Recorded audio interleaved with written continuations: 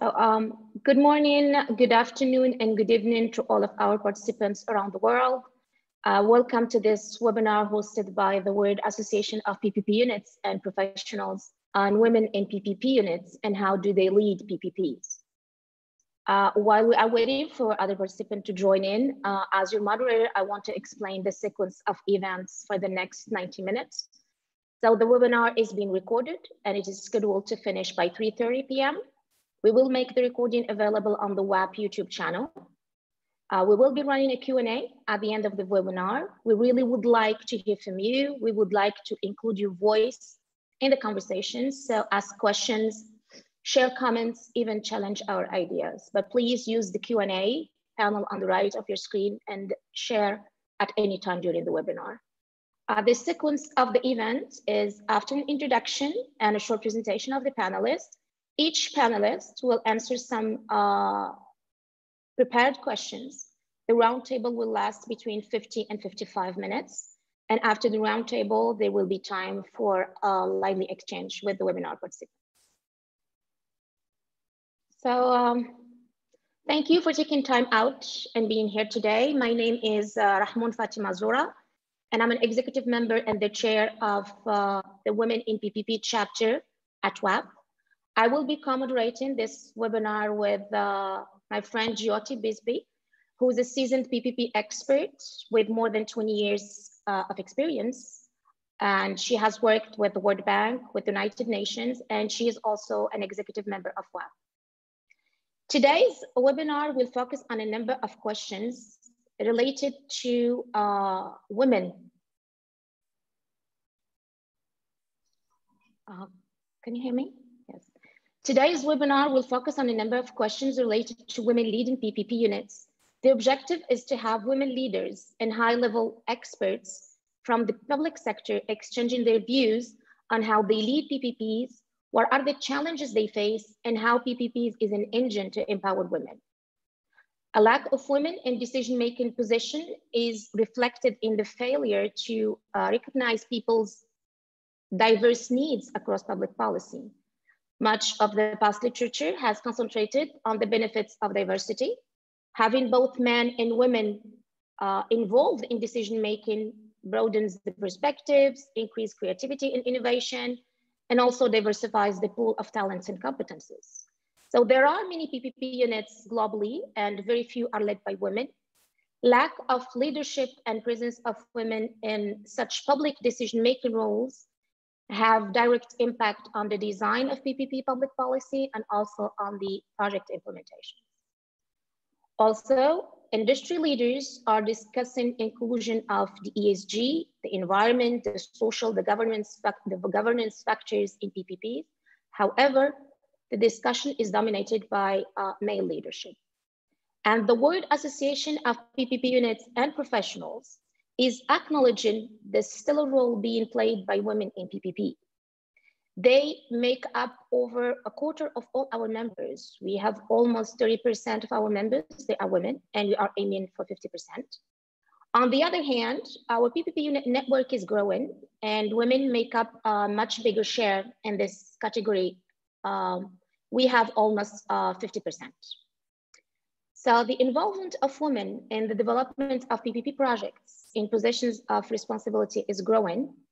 And it is my great honor and pleasure to be joined by such an esteemed group of panelists from Bangladesh, Bhutan, Brazil, and Zambia to hear their experience and journey on the subject.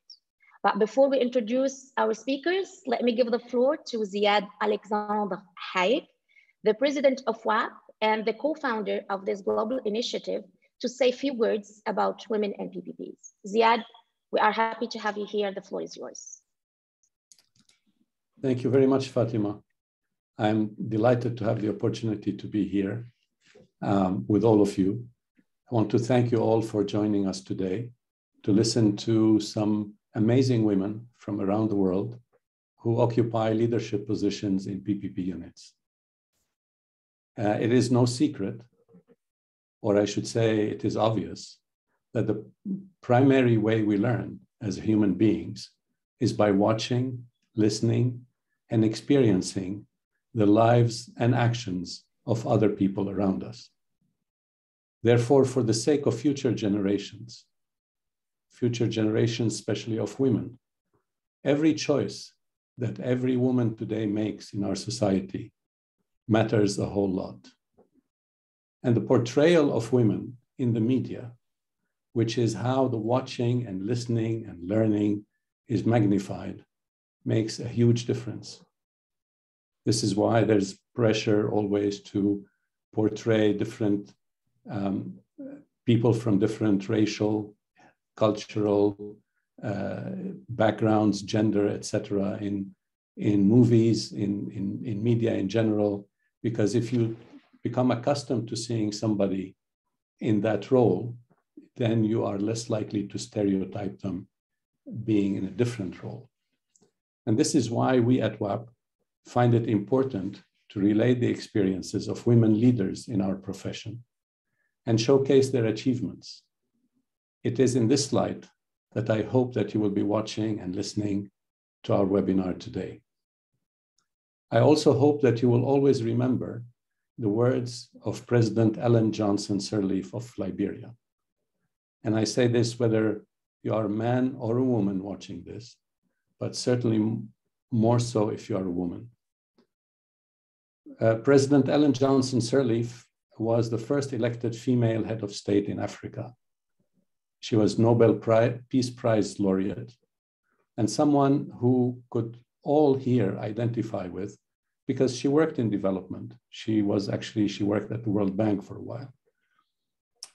She said the following, I quote, "The size of your dreams must always exceed your current capacity to achieve them. If your dreams do not scare you, they are not big enough." So I hope that we find more women dreaming of being in positions of leadership in PPP, because as Fatima said, this is very important for the sake of our profession, for the sake of infrastructure investment around the world, and then ultimately for the sake of people who benefit from the projects we all work on. Thank you very much, and welcome to another one of our webinars. Thank you, Ziad. Thank you so much for this warm opening, and back to you, Jyoti. Thank you, Fatima Zura, for setting the stage, and thank you, Ziad, for really an inspirational opening for this wonderful webinar. I really need to find out more about this quote. It's really inspiring for me. So today's webinar is on how do women in PPP units lead PPPs.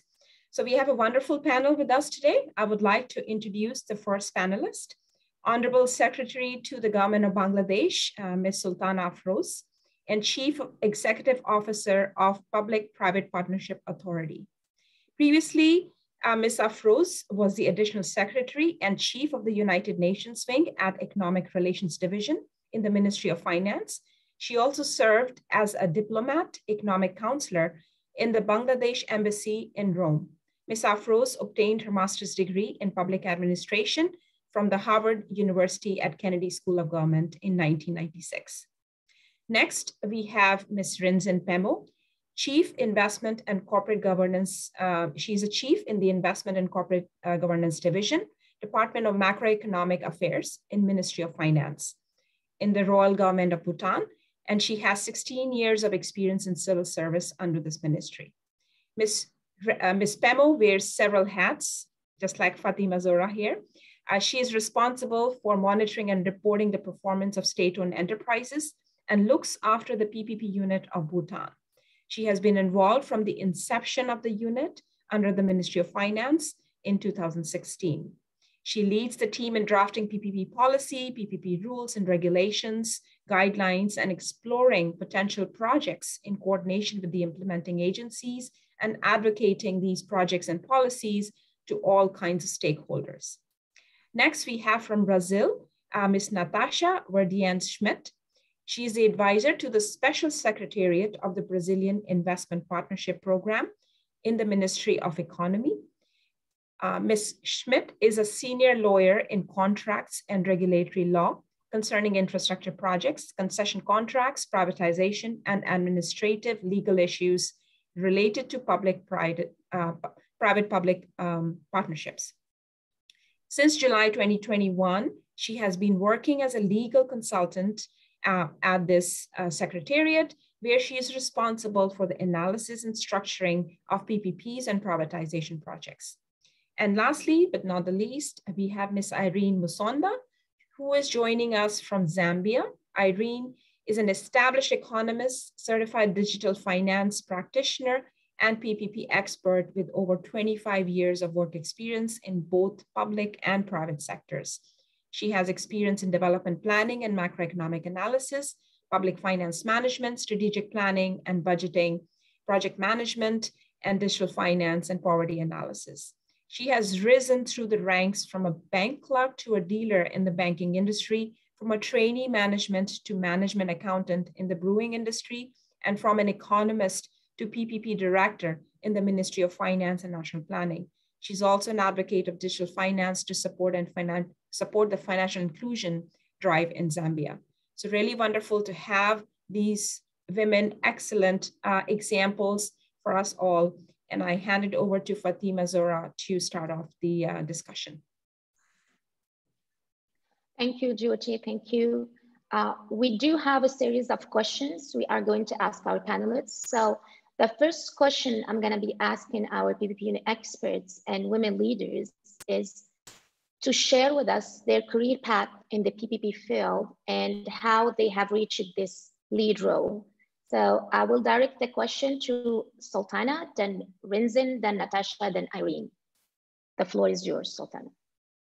Very good afternoon from Bangladesh, and very good morning to others. And it's truly an honor to be here as a speaker at this webinar organized by World Association of PPP Units and Professionals addressing women in PPP units. Wow, it's really extremely pleased to be in the presence of these women pioneers from across the sector of PPP. And I would also like to extend my gratitude to the organizers of WAPPP for providing common and global platform for leaders from the PPP sector to connect, co-create, and collaborate.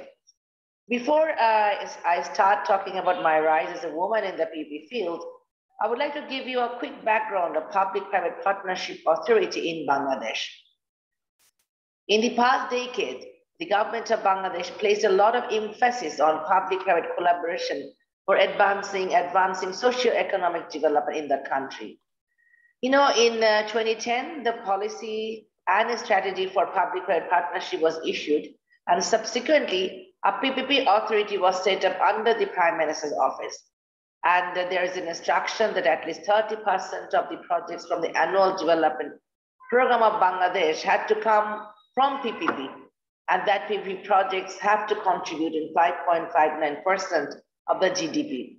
And the national budget has seen substantial amounts allocated for taking PPP forwarded in the country, and several large-scale projects across a range of sectors have also been financed through PPPs.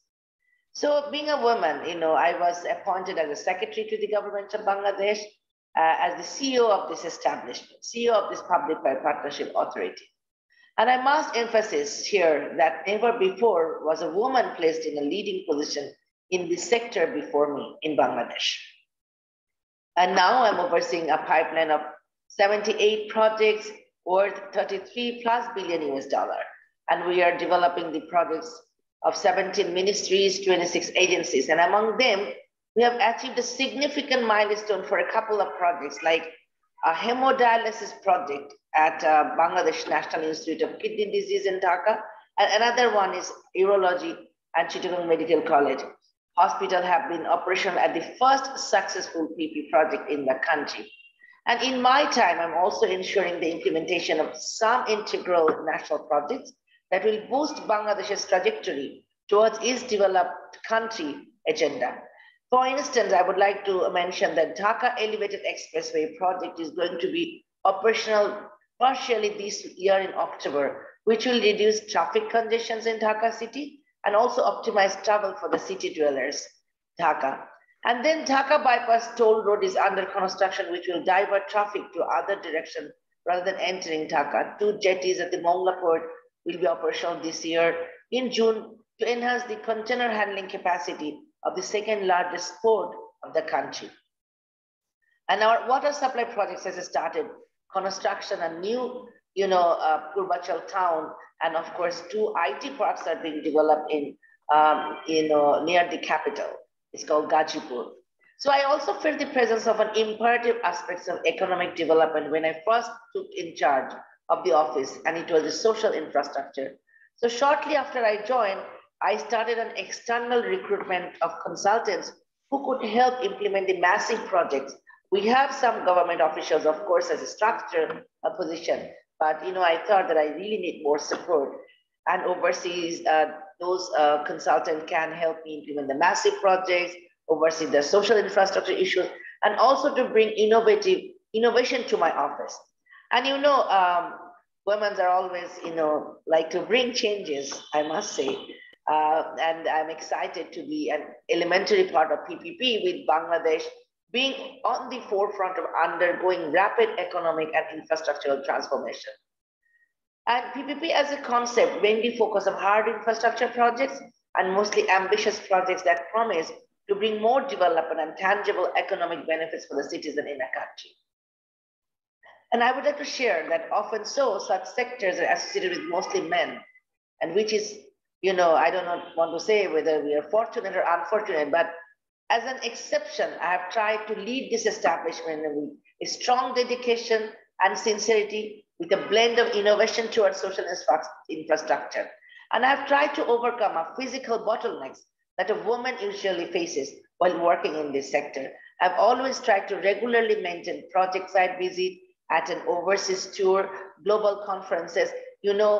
I met Ziad also in Istanbul, where the Istanbul PPP Week organized, and then also COP26 PP Authority organized side event, and to guarantee PPP's maximum exposure. And the fact that I'm a woman was never a compromising factor. So I think being a woman, whenever I worked with my team, whenever I had my site visits, I always encouraged my male colleagues to be with me. And I never wanted to feel them that I'm other than, I'm a woman, or, we all are think about the gender equality, and we all are working as a team, not only as a woman. But I think being a leader of this sector, I tried my best to show something as a PPP leader in the country. Thank you, Sultana. Thank you so much for all this clarification. Back to you, Rinzin. Okay, good evening from Bhutan to everyone. First of all, thank you, WAPPP, for this opportunity to share the experience and as well as learn from the colleagues here and giving the opportunity to connect to the different PPP units all over the world, which is a great opportunity which this digital platform is providing. So in terms of my career, so I started with as a customs officer under the Department of Revenue and Customs in 2005, and where I worked at many periphery levels at the border points where we share borders with India, and also I worked at the international airport, then later at the policy level at the head office of the Department of Revenue and Customs, and later at the Ministry of Finance Secretariat level when the new PPP unit was established under the Ministry of Finance. I was asked to lead the unit. So since then, I've been working for the PPP unit. That time it was under the Investment and Corporate Governance Division, and it was only the PPP unit, and I was only leading the PPP unit. Now, recently, I have been promoted as the chief of the division, which wherein PPP unit is part of that division, and I also look at after the state-owned enterprises in Bhutan as well. So since the establishment of the PPP unit under the Ministry of Finance, I was leading that, and my focus was on the building a good foundation for the PPP in Bhutan. And that started with, coming up with the regulatory frameworks which will enable the effective and efficient implementation of PPP PPP projects in Bhutan. And we have also been able to advocate, and we are in process of advocating, selling the PPP concepts in Bhutan, because PPP in Bhutan is at a very infant stage. And my focus has been on advocating, educating public or private sectors on the PPP part, and also trying to sell the concept. So this is the current status we are working on, and we are also working on some of the projects that we can always implement, and also in the process of identifying some of the potential projects, we are also testing the PPP legislations, like policy regulations we have adopted or published so far, that we will test the regulations in place as and when we implement the project. So because we consider the projects and documents as a living document, which we can always improve and make it user friendly. So right now, this is the stage of the current status of PPP in Bhutan, and it's only the beginning, I would say. It has been a good beginning, but we have to work, and we are working harder to excel. So thank you.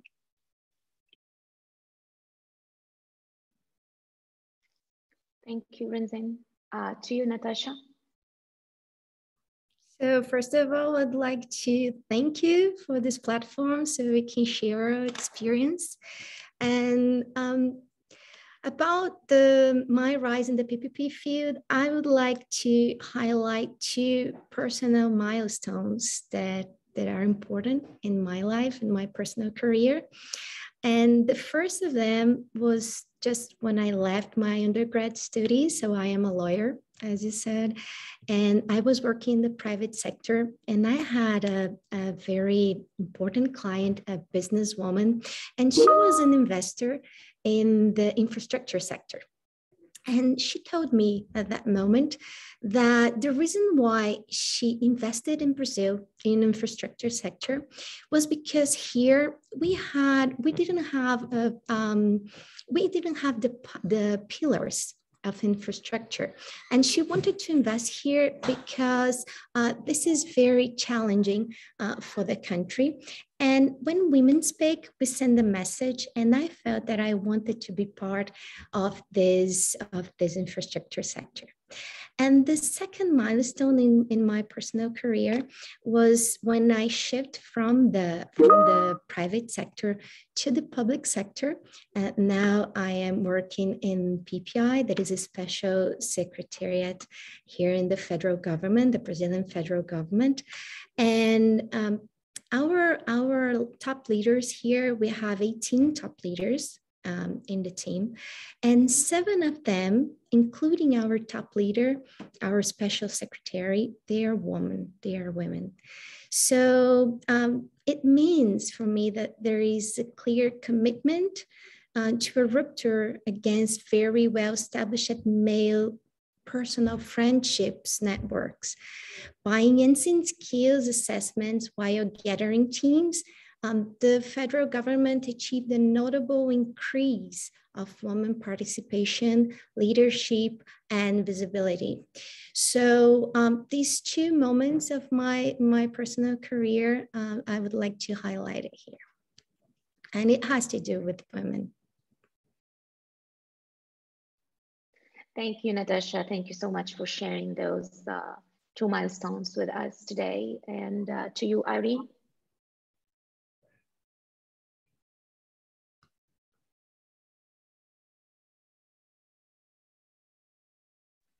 Irene, you are on mute.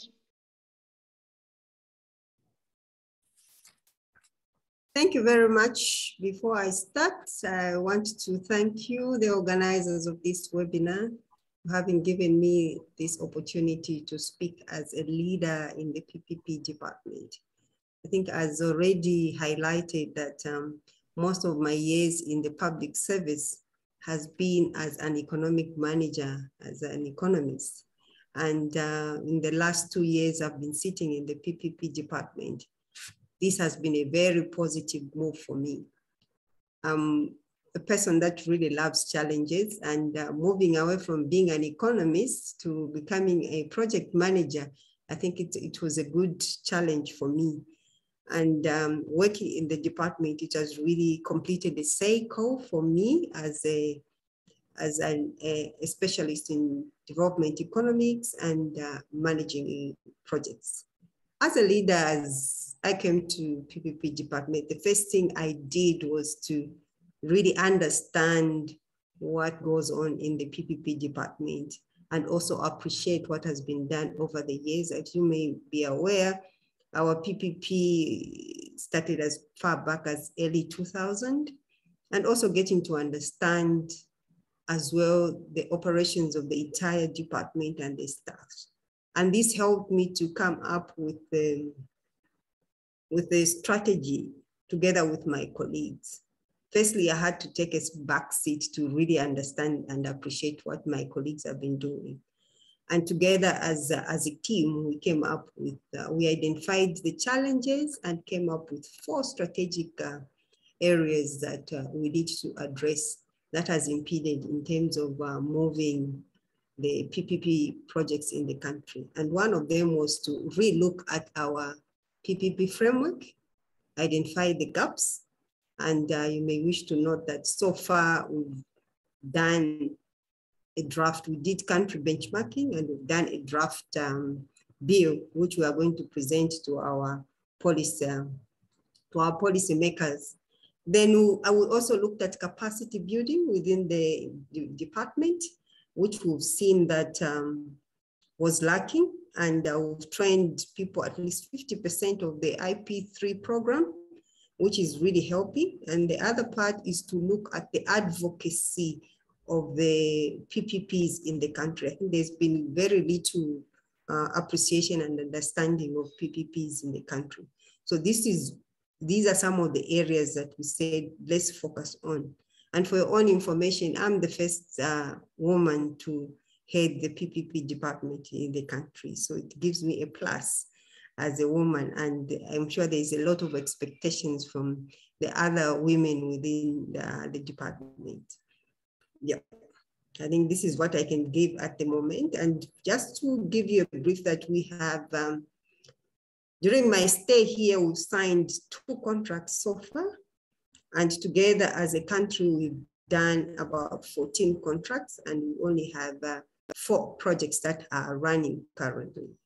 So for now, I think that's the only thing that I can give. I think the critical thing that I've learned in terms of being a leader, the few years that I've started here, is to be very innovative and to build teams within the departments, and also to give others opportunity to express their potentials. And this is why I even introduced the issue to do with job rotation, because I think it was going to help in terms of people focusing on one single-handedly area, but people need to appreciate everything that is being done by everyone in the department. In case they are not there, someone else should be able to take it up. That's what I can say for now. Thank you, Irene. Thank you. To you, Jyoti. Yes, thanks, Fatima Zura. So over to the next question, which is so digging a little bit deeper into your roles. So the second question, women continue to play a role, but a limited role in the decision-making process of PPP projects in all of our countries. As a decision maker and through your experience, can you share with us your thoughts on 2 questions, on two-part questions? How does your government ensure equal representation in policymaking, not only from a legislative perspective, but also from impact and societal needs perspective? And how do you think governments So first question is what does your government do? And the second question is what other governments can do. How do you think governments can promote women to a more senior level decision maker role? So this time, let's start from west to east. So let's start with Natasha, and then over to Irene, and then Rinzin and Sultana.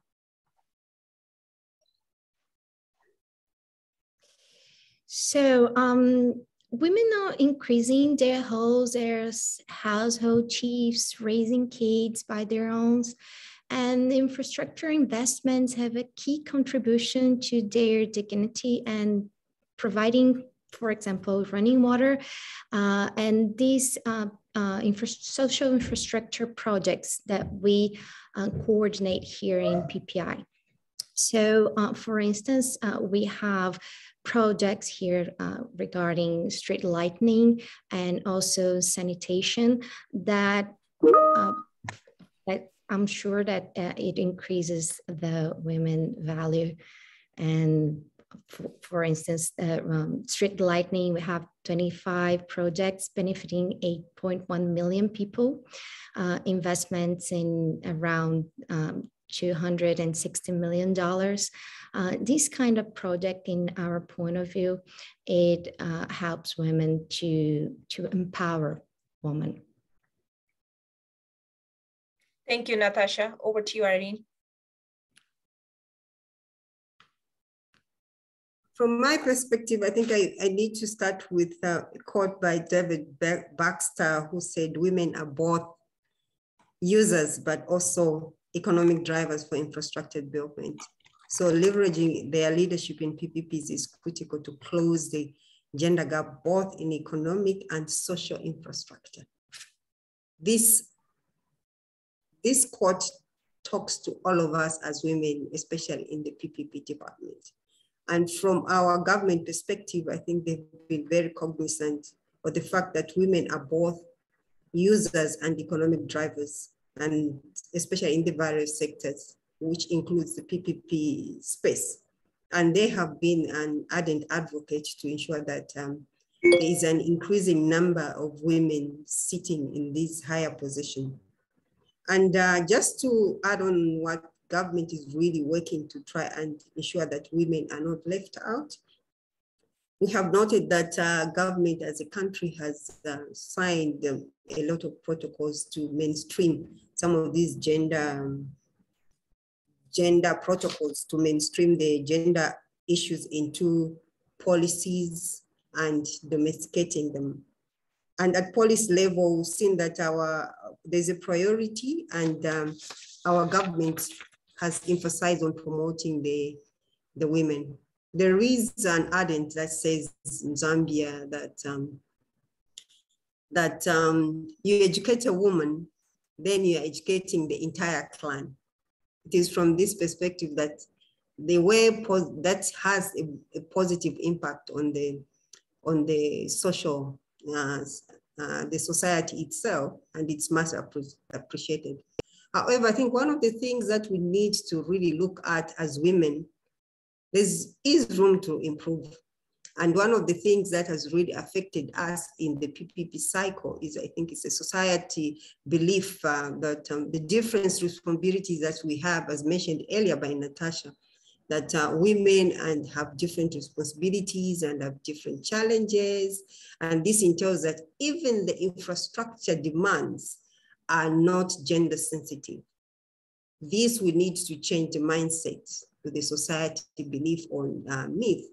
And it should be addressed at both policy level and also at society level to effectively mainstream gender in the development of PPPs, coupled with the increasing the number of women that lead in the PPP department. As I'm using PPP department because we are a department. I also tend to agree with some of the researchers by the World Bank that have indicated that gender analysis and social impact assessment should be a critical part of project, initial project development process, which is expected to address the issues of women as we are initializing or conceptualizing these projects.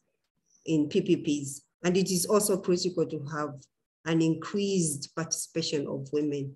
But I think the onus is on us as women. Are we able to take up this challenge as women to also be able to effectively be participating and be able to deliver to the expectation of the society, of course, and of course, the expectation of the people that put us in the responsibilities that we are sitting here. That's what I can say for now. Thank you, Irene. I think that was really capturing all the issues which women face. I think throughout the world, not just in Zambia. It was and how step by step we can actually understand and approach it. So next over to you, Rinzin.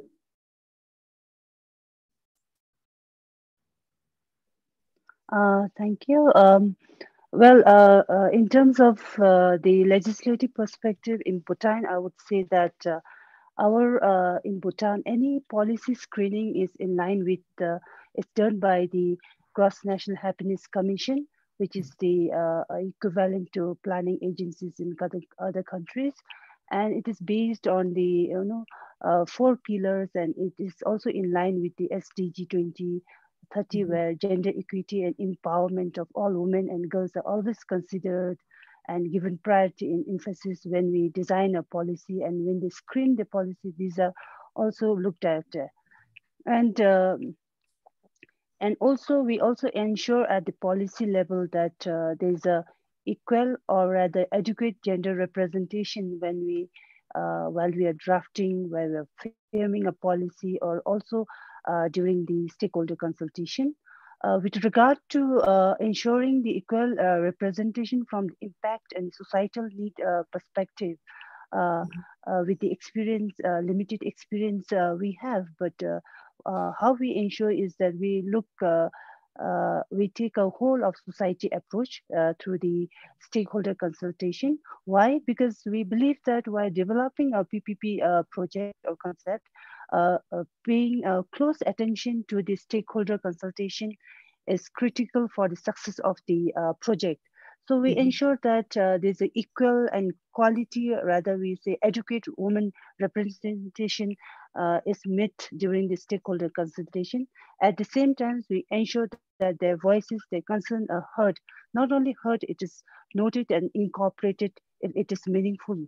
And this approach will help to capture the needs of male and female, as my previous speaker mentioned that the needs of male and female are different. So we have to ensure that we take into consider the needs of females, which will lead to efficient project designing and which can be impactful rather, and it will meet all the needs of all types of end users, and therefore we consider that ultimately this will merit in having a successful and sustainable PPP project in place. In addition to that, our policy also specifically mentions the provision on the PPP project that shall have benefit that shall benefit the society at large by supporting the furtherance of important societal and GNH gross national happiness goals such as employment, environment, social equity, etc. So these are the aspects where our government ensures that there's equal representation in the gender representation in the policy making. Thank you. Thank you, Rinzin. Over to you, Sultana.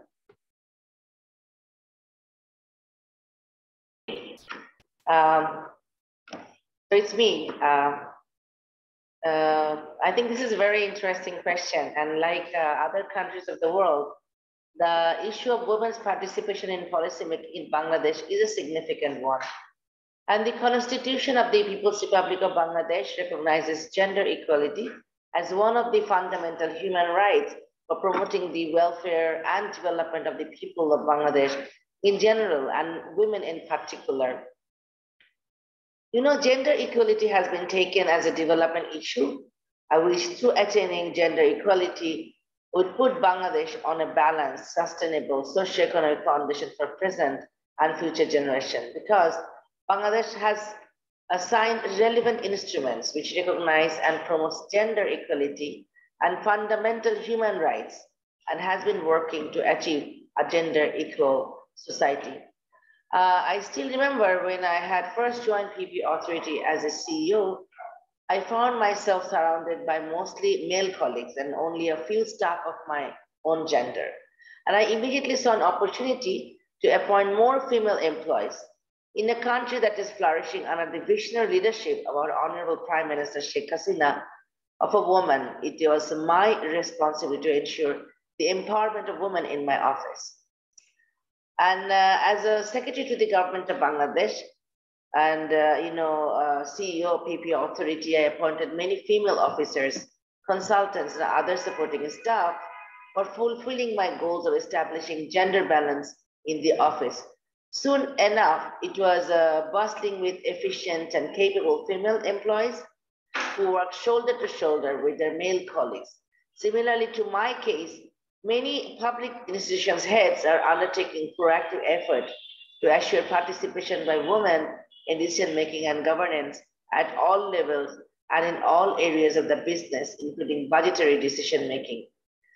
PPP Authority is working for a very crucial sector, and my appointment as its CEO is a transparent example that government is already thinking in the direction of the promoting women to senior decision-making position. And also we have, before 1982, women were not allowed to join in the civil service. But after that, women started entering into the civil service, and now our Prime Minister also appointed lady secretaries to other ministries.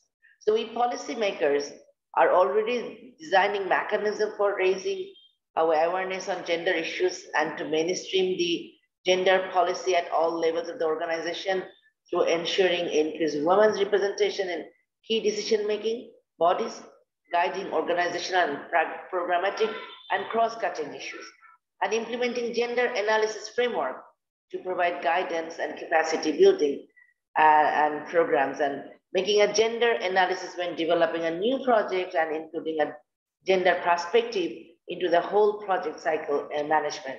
Here, I would also like to just say that our Prime Minister is a woman, and the leader of the opposition is a woman, and also Speaker of the Parliament is a woman. So Bangladesh is a country, there is always gender empowerment, women empowerment is there from the policy making and also from the grassroots level. And we are really fortunate for that. Thank you.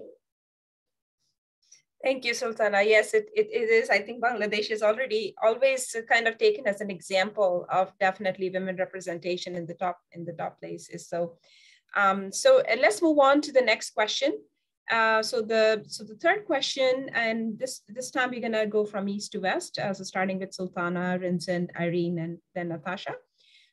So do you think that the public sector, which is government, local authorities, subnationals, including SOEs, the public sector needs to provide entry points specifically where gender issues are addressed?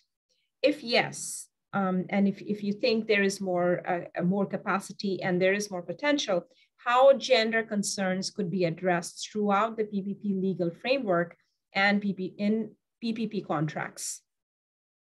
So let's start with you, Sultana. Okay, thank you. Thank you very much. The most promising avenue to realizing the collective economic potential of Bangladeshi women is to redress gender gaps in corporate value chains and increase access to markets for women-owned business. Doing so will require a group effort between the private and public sectors to facilitate gender-inclusive sourcing as a proactive supplier of diversity and inclusion strategy. It was challenging for me at first to incept a seed of social infrastructure that paved the way to a socioeconomic, tangible and intangible development. And as Bangladesh is developing, we not only need to ensure the roads are constructed to allow ease of transportation, but we also need to keep in check how the installation of grand infrastructure projects creates new job opportunities for hundreds and creating especially towards women. And we have to bear in mind how there can be a social or environmental benefit or costs associated with the construction of these projects, and we must do our part to enhance the positive externalities and reduce the negative.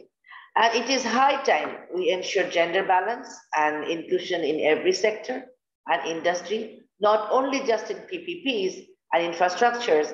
And I think government of Bangladesh has made tremendous strides in entrusting women as the enabler of the development along with the males.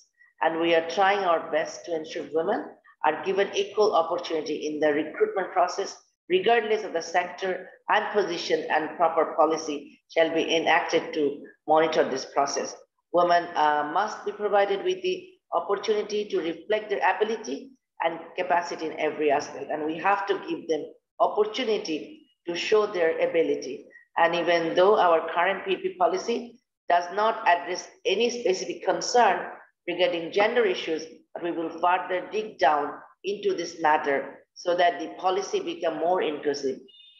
One way to ensure that gender considerations are taken into account when PPP projects are planned, designed, implemented, and monitored is to integrate minimum standards into the respective PPP policies and legislation.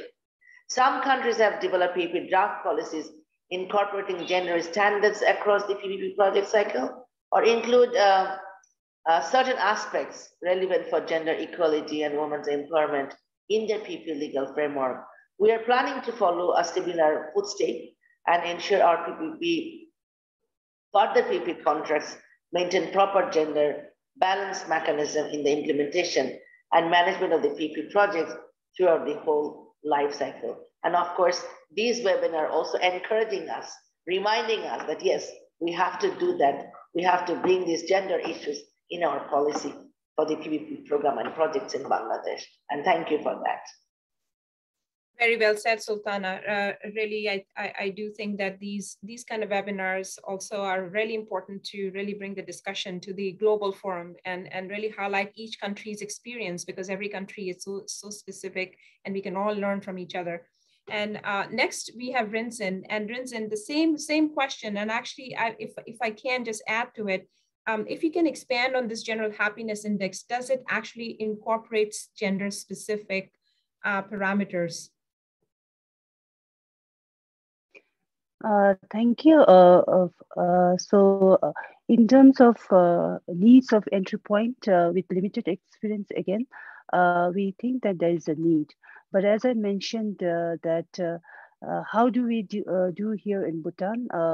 The policy screening take care of all the SDG goals, including the gender equity concern, taking care of the gender equity concern, and also how we can address the gender issues or concern through the PPP legal framework can be through two ways, I would say, by incorporating the gender or taking care of the gender concern in the program, which could include specific provisions for addressing gender equity in composition of institutions established to support the PPPs. And this can be a kind of provision. We can also have to be applied for the appointment of advisors and experts. And also policies could ensure that the gender considerations are taken on board in the stakeholder consultations as well.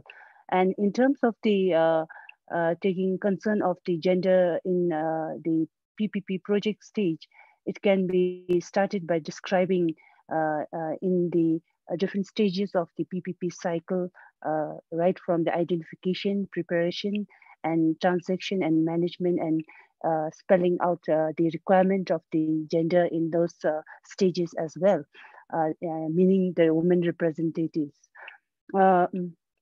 Particularly, it can be also be incorporated in the infrastructure and services related projects where it is gender specific needed. And we can also ensure that the governance and the staffing improve gender equality by having more female staff. Those can also be spelled out, and minimum requirement can be put in there. In terms of the contracts, I would say that we could address this concern by embedding some of the gender consideration in the output specification of the project, in particular, like addressing the gender need, as simple as if we design a restroom or a toilet, then we can specifically mention the woman need a separate, restroom for women, male and female, breastfeeding facilities for female, sanitary facilities, or this can be embedded in the output specification, and this could take into the concern of the gender as well. In terms of your question related to the GNH, gross happiness, gross national happiness, it is based on the principles of 4 pillars, which is good governance. Then we have sustainable and socio-economic development, which also consider the social aspects. Then we have a culture preservation. Then we have environment conservation, and further with the 9 domains and 33 indicators. But these are all in line with the SDG guideline 2030, which we take into consideration the gender aspect, SDG 5 as well. So these are all in line, and we do take into consideration gender as one of the priority in any time or any types of policies or regulations we frame in, and also when we implement the projects, we ensure that there is a participation in terms of decision making. For example, in Bhutan, our finance finance sector, the secretary itself is a female who is leading, and who is the who is chairing the PPP steering committee, which is the highest PPP decision making level. And example, in my division as well, we have 4 departments, we have 4 divisions, which is led by all female chiefs. And we all work together because we have a fiscal division, which is very much co-linked with the PPP concept, because in order to fill the fiscal gap of the country, we see one of PPP as one of the innovative financing model to fill the gap. And we work closely with all the female and all chiefs. So this is how it is working here. So the GNH concept linked with the SDG goal, and the gender equity and women representative is well taken care of here in Bhutan. Thank you. Thank you, Rinzin, for that explanation. Over to you, Irene.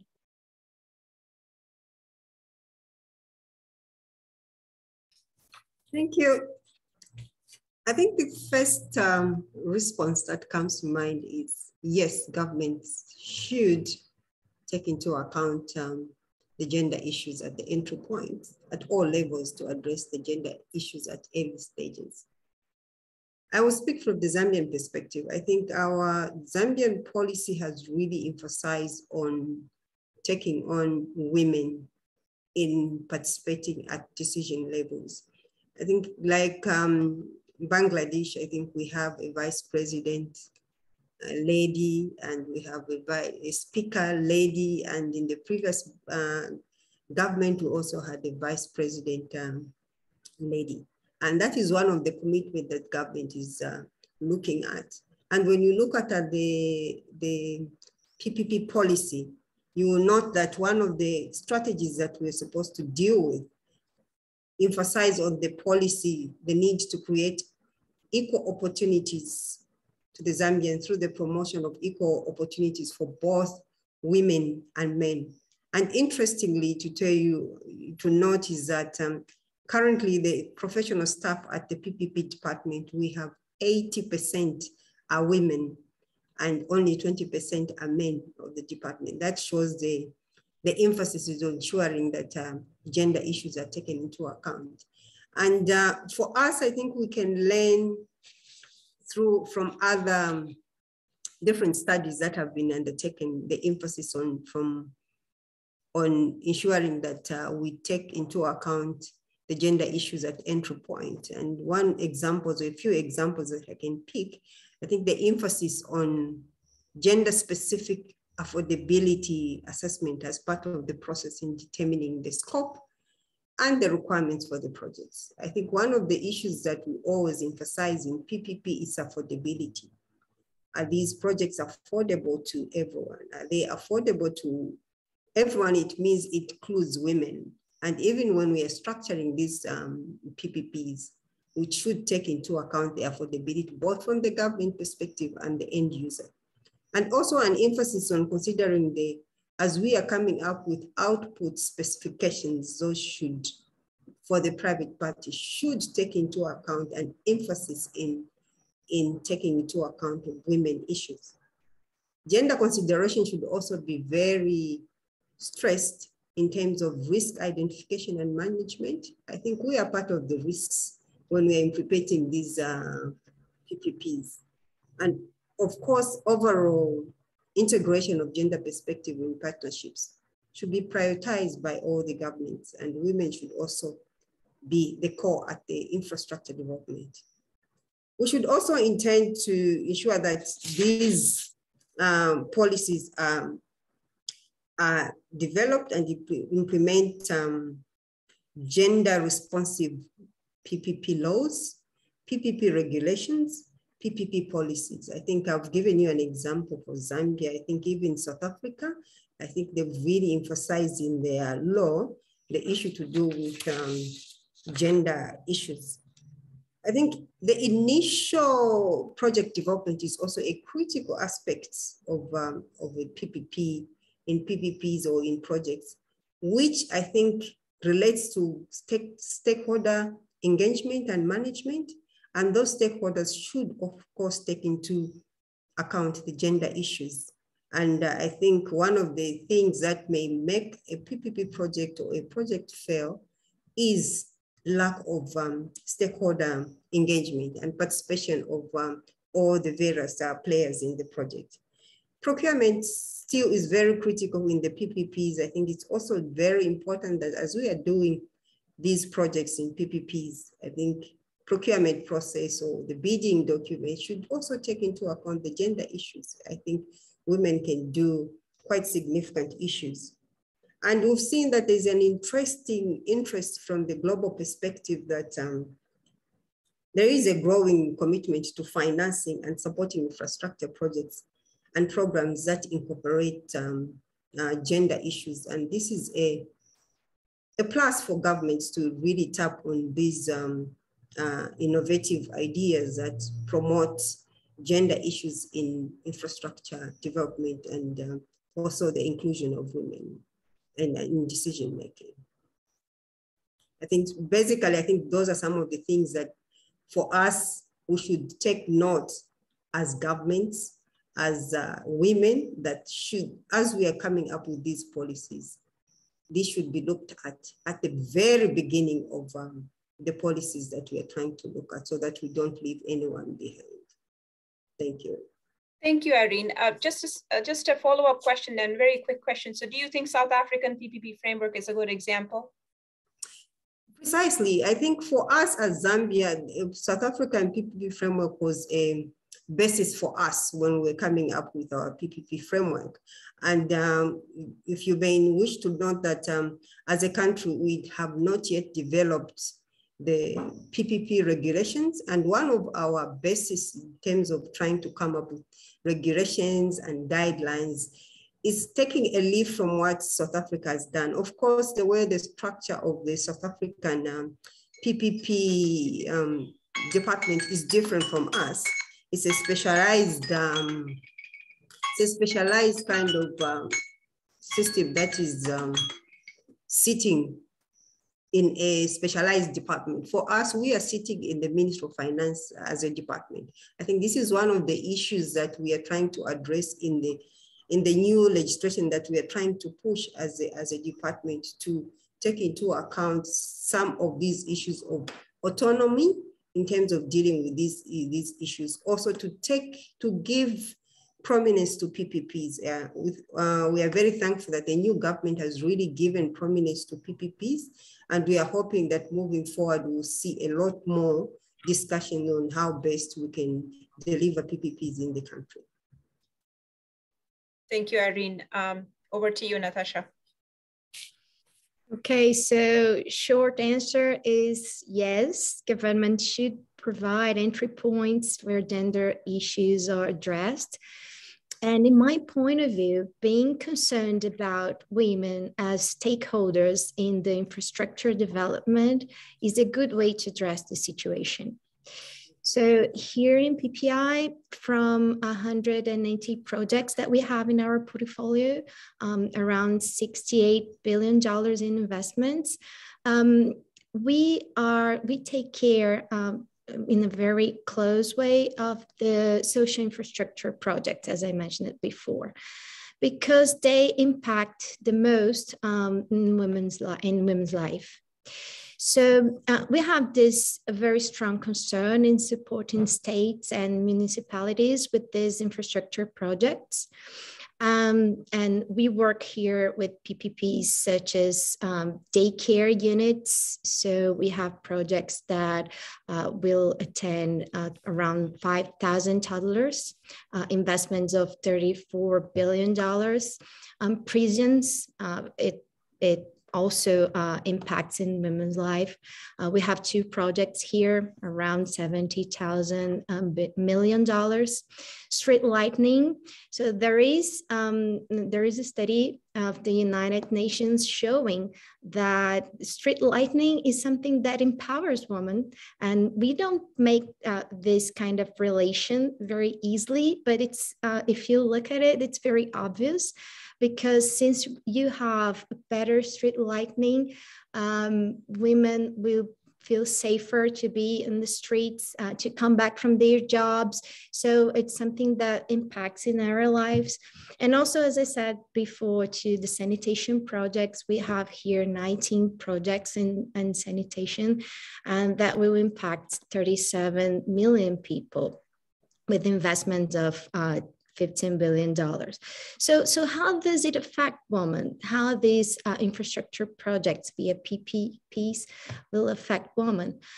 Well, the lack of these social infrastructures will impact us because the increase of the disease, for example, regarding sanitation projects, will impact our work, as women, since we have to leave our jobs to take care of our children, to take care of people of our family.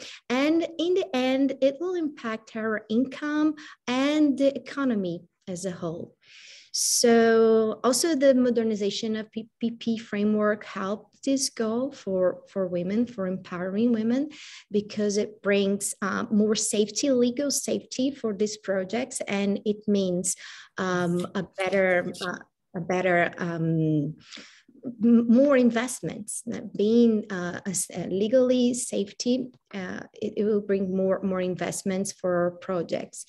So this concerns in investing in projects with this kind of nature, social infrastructure nature, benefits not only women in the society, empowering them, but also it benefits the economy as a whole, because it takes women as an important stakeholder to this about this subject.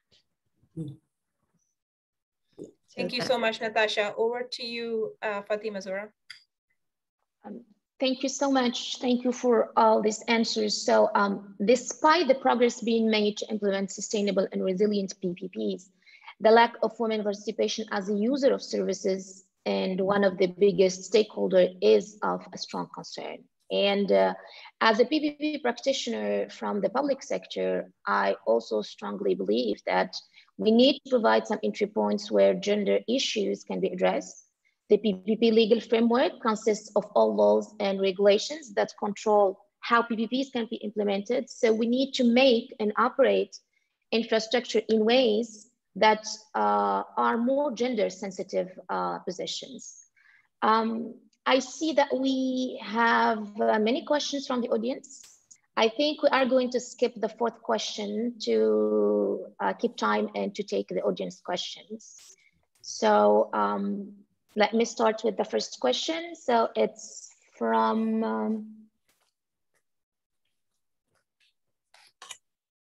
let me check that. Okay. It's from Naresh Bana. Can you, oh, okay. It's from Naresh, one of our members. And the question is, from your experience, I don't think that's the question. Okay. I can't see the question of Naresh Jyoti. Can you see the question? Yes, I can read it out if you want. Yeah, go ahead. Okay. So the question, so we're getting mixed questions. One set of questions are more to you personally as a position, as a woman in a leadership position, and the other set of questions are how do you actually conduct the PPP unit business? So the first question is more of the strategy which you are thinking. From Naresh, how do you see increased involvement of women PPP leaders in global PPP ecosystem that can help climate action planning and implementation, especially coming out from the COP26 discussions which we had last fall, and now all of our countries are preparing for COP27. And you know, what influence you have been bringing and plan to bring in the future? So I don't want to pinpoint anyone. Whoever wants to answer the question, please unmute and go ahead.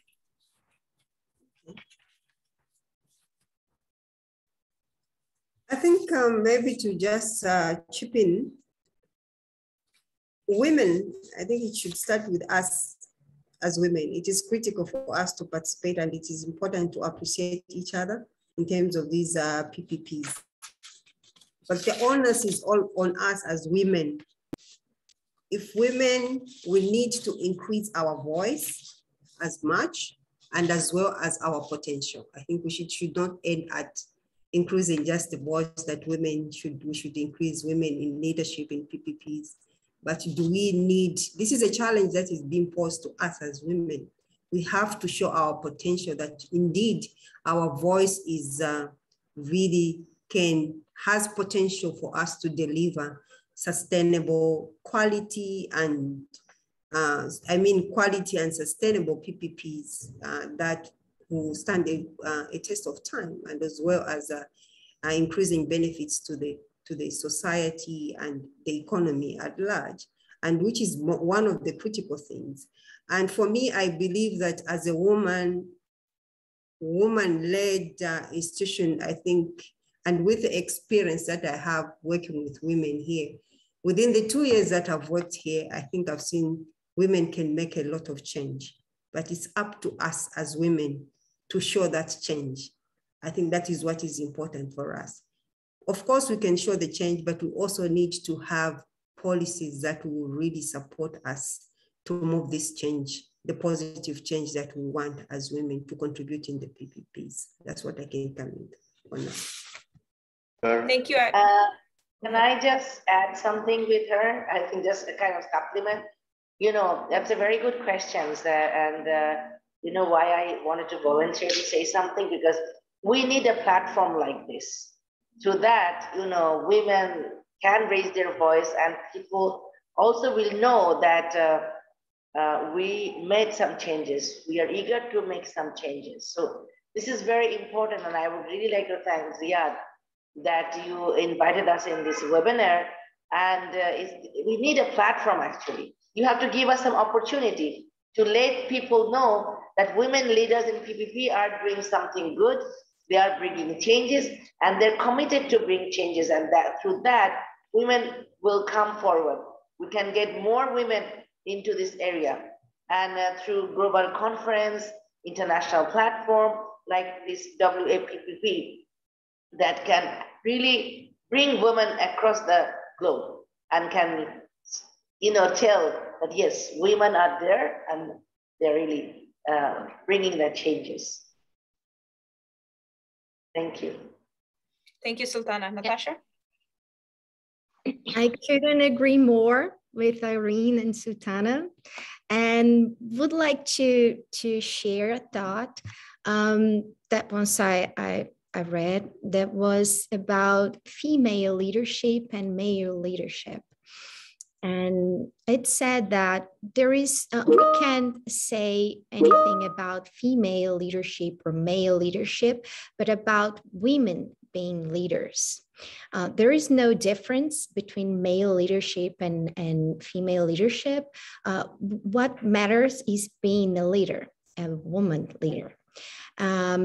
It means that we need visibility to show that our skills are as good as man's skills for this purpose, and regarding infrastructure sector too. So I think that we are having this opportunity now. We are part of this change, of this global change. And I am very happy to share this panel with you because it shows how important it is to show that we are gathering good levels in PPPs, in the PPP sector. That's it. Thank you. Thank you. Over to you, Fatima. Thank you. We have another question from Clarissa Machado. She said that she thinks that when women lead or have an important role in the preparation of PPP projects, particularly PPPs for the provision of social infrastructure, other women benefit most. Do you agree with that? And could you mention some PPP projects you've helped prepare that had an impact on gender release issues? Okay, I'm also not going to point out anyone, so just unmute yourself and whoever feel he wants to answer, she wants to answer. So.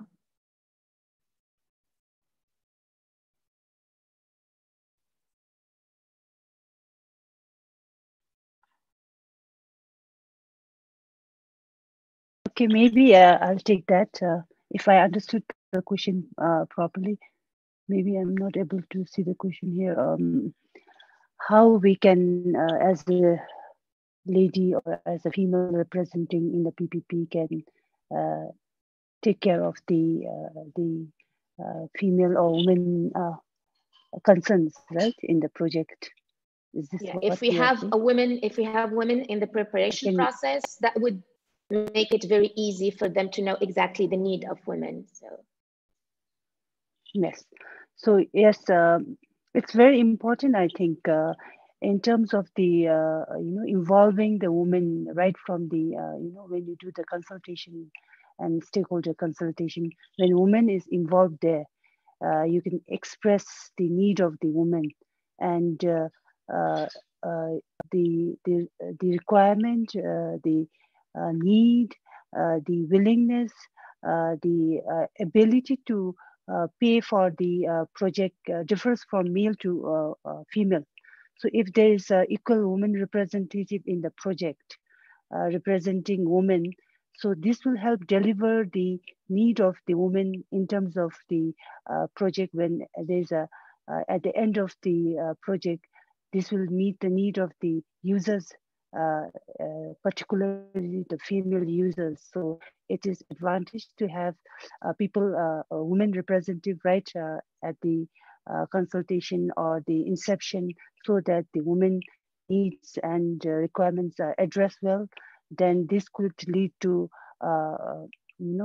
getting the women enjoying the facilities as per the needs, and increase the level of satisfaction in terms of service they are getting, and also taking care of their requirements, their needs in the social sectors as well.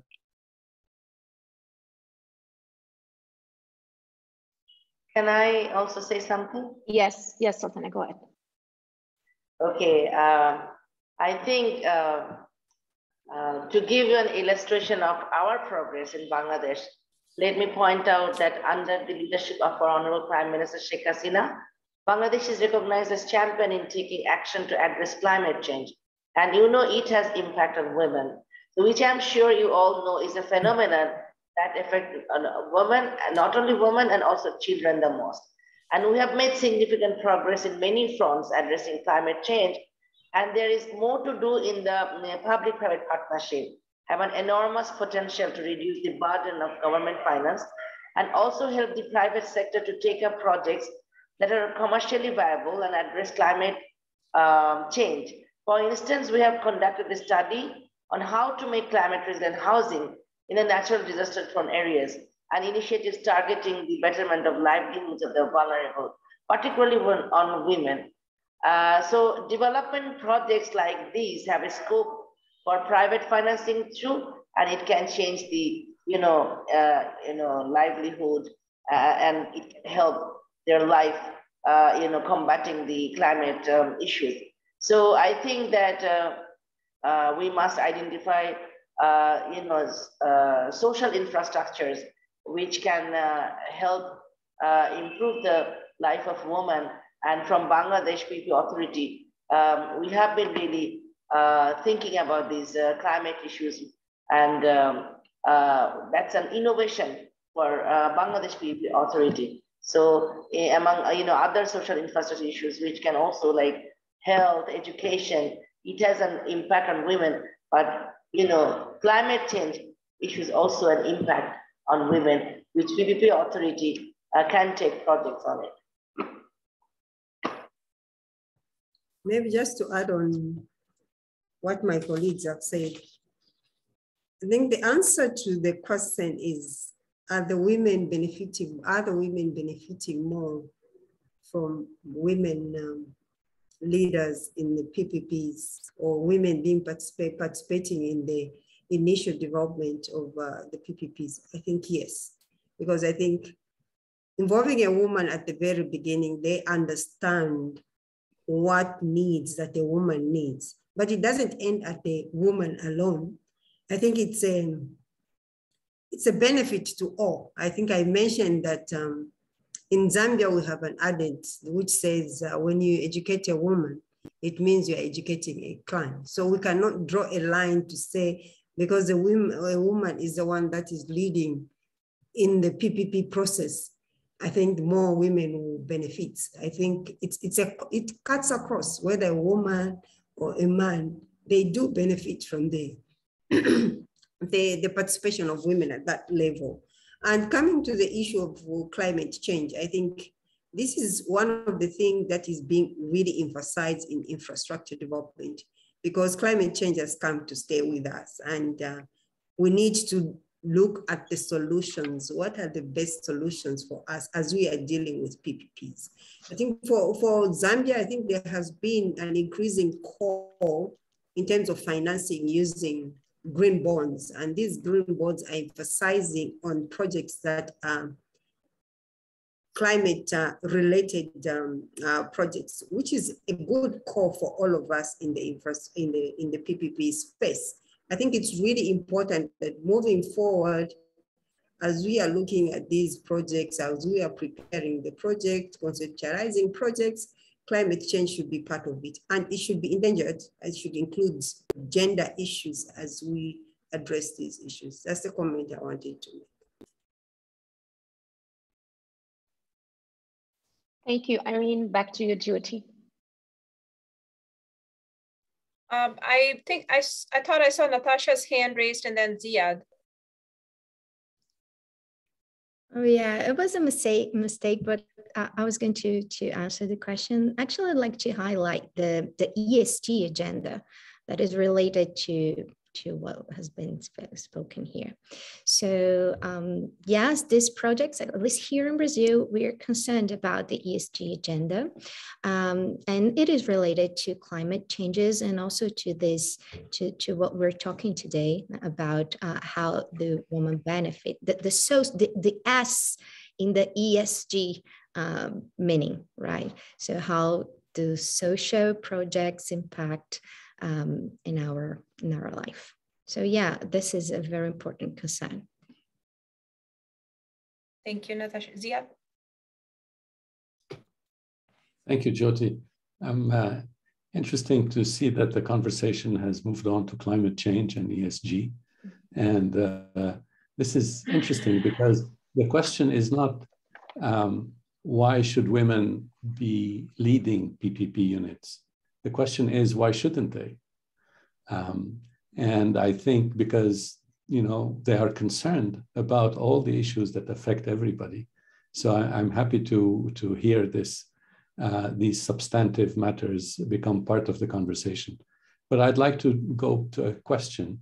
And, some countries have introduced either legislation or regulation that says that certain contracts should be allocated, a certain portion of contracts should be allocated to minorities, sometimes even to women-owned businesses. Sometimes it is not necessarily the main contract, but at least the subcontracts from a PPP project should go to women-owned businesses. Do you see that happening in your countries? And do you have any thoughts on this subject? Because this could widen the involvement of women even beyond the strict PPP environment to the wider business community.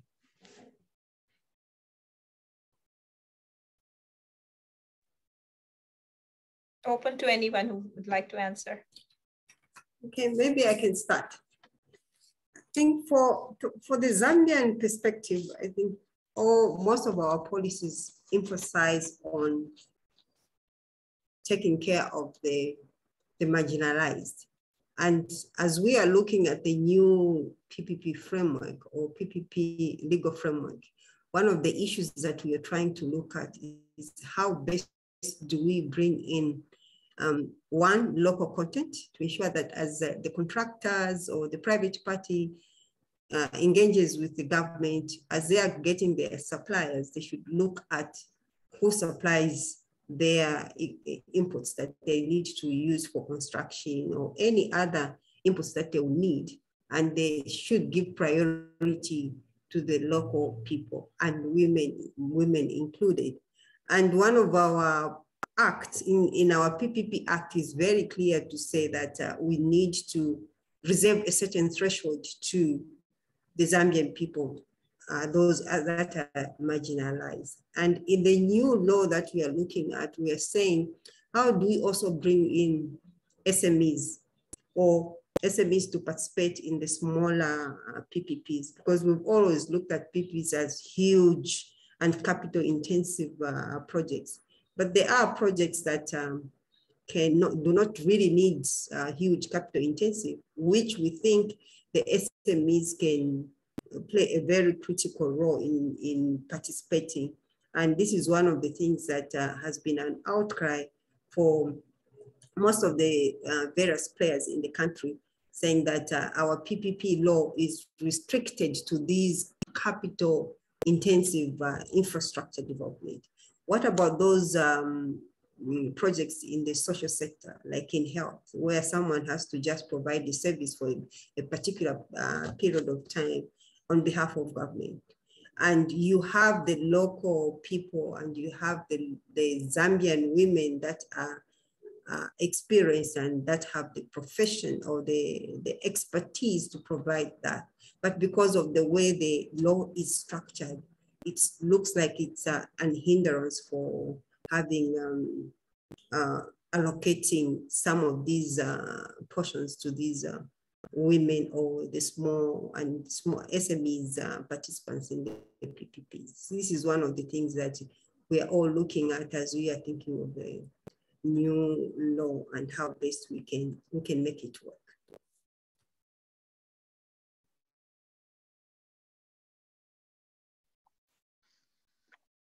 Thank you, Irene. Do we have someone else who wants to answer the other question? No. Okay, so I think that we have other questions, but because of the time limitation, we could not answer all the questions.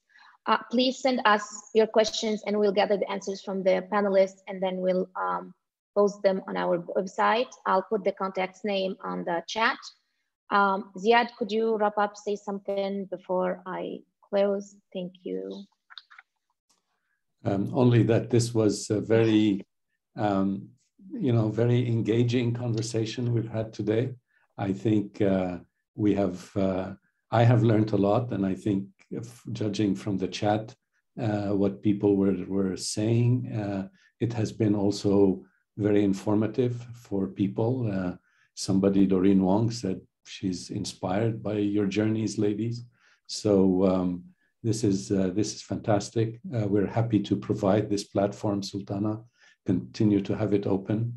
You know, we have a chapter dedicated to women in PPP that Fatima is leading. And I think we will see a lot more activity in this field. So please stay tuned to what WAPP's activities are. They are very diverse and very varied. And we certainly will also have women in PPP, you know, in our annual Congress as well. So yeah, stay tuned. And thank you very much, Fatima, for making this possible. Thank you very much, Jyoti, for making it possible as well. And to all of you, you know, speakers, thank you very much. Thank you. Thank you, Ziad. So we have come to the end of this webinar. I would like to thank our panelists for this enriching discussion. We are also impressed by the number of professionals who have joined. We thank you to have taken the time to participate and for the interesting questions that were addressed. We will shortly publish a blog of today's webinar on our website, wapp.org, and the recorded video will be available on WAPP YouTube channel. If you are a PPP professional looking to network with other PPP professionals, then WAPP may just be the platform you're looking for. We are all volunteers and everything here is achievable with the contribution of all. And if you want to be proactively involved in promoting and developing PPP, we simply encourage you to become a part of our WAPP family. Find out more about us and how to become a member on our website. Thank you for your attention and see you soon. Thank you so much.